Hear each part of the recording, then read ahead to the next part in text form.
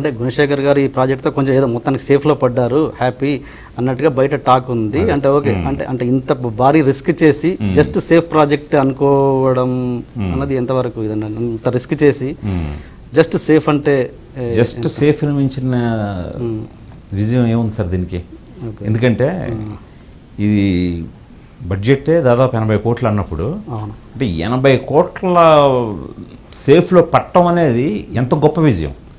Okay, ఇది అంటే చాలా గొప్ప విశేషం సార్ ఇది. అంటే మీ దృష్టిలో ఒక 3 కోట్లు పెట్టి తీసిన సినిమా 15 కోట్లు వసూలు చేయడం గొప్ప విషయమా? మీలాగా 80 కోట్లు సినిమా తీసి 90 కోట్లు రావడం గొప్ప? అంటే అది అన్ని సినిమాలకి వర్తించదు సార్. అంటే ఇప్పుడు రుద్రమదేవి లాంటి ఒక హిస్టారికల్ ప్రాజెక్ట్ని మనం మొదలుపెట్టి 3 కోట్లలో తీద్దామని ప్రయత్నించినా జరగదు, తీలం. సో దీనికి ఖర్చు అనేదే చాలా ఎక్కువ అవుతుంది. సో అందుకని ముందే తెలిసిపోద్ది ఇది.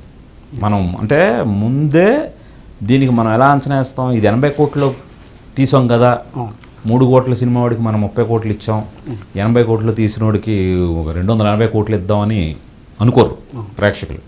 మన మార్కెట్ కంటూ ఒక లిమిట్ ఉంటుంది. ఆ లిమిట్లో ఇది ఎంతవరకు కరెక్ట్ చేస్తుంది అని మనం ముందే సిద్ధపడ్డాం. దీని మీద ముందే ఖర్చు పెట్టడానికి, అంటే ఆడియన్స్ గొప్ప విజయాన్ని అందిస్తారన్న ఒక నమ్మకమే పెట్టుబడిగా దిగింది ఇది. సో అందువల్ల ఇది చాలా గొప్ప విజయంగానే భావించవచ్చండి. ఓవర్ నైట్ డైరెక్టర్ అయినోడు కాదు, ఓవర్ నైట్ సక్సెస్ చూసినోడు కాదు. సో సినిమా ఇండస్ట్రీలో లోతుపాతులు కేవలం డైరెక్టర్గానే కాదు, అసిస్టెంట్ డైరెక్టర్గా కూడా నాకు మంచి ఫౌండేషన్ ఉంది. సో అందువల్ల ఏ సినిమా మనం తీస్తే ఎలాంటి ఒడిదుడుకులు ఎదుర్కోవాల్సి వస్తుంది అనేది పూర్తి అవగాహన ఉన్నవాడిని.